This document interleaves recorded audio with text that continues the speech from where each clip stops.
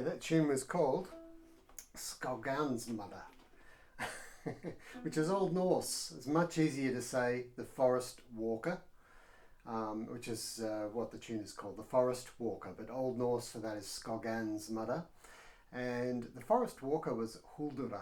Huldra is the Norwegian troll of folklore. And how did you get into the Norwegian music and folklore?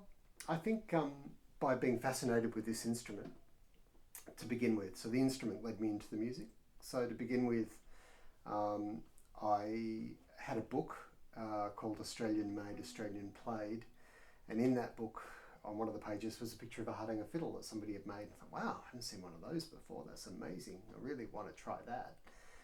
But in those days, there was no internet.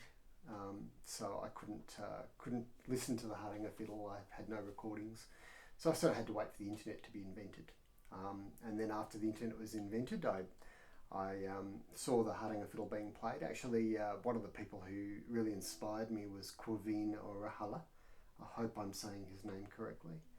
And he's an Irish player who plays the Hardanger fiddle. So that was fascinating and beautiful. And I thought, oh, I've really got to get a Hardanger fiddle. So I got an old junk violin and I cut the peg box off and I attached a mandolin style peg box, stock onto it, and tuned it up with mandolin tuners, and it sounded amazing. It was incredible. It weighed 10 tons. It was horrible to play and it was very ugly, but it sounded amazing. So I thought, I can make a nicer looking one. So I made one that had a proper peg box, and on that one I actually this one has a Norwegian lion or dragon head, but that one had a falcon scroll, and that worked out well. So I just started making instruments and started making Hardanger fiddles, and then I started listening to more Hardanger fiddle music, the actual traditional stuff.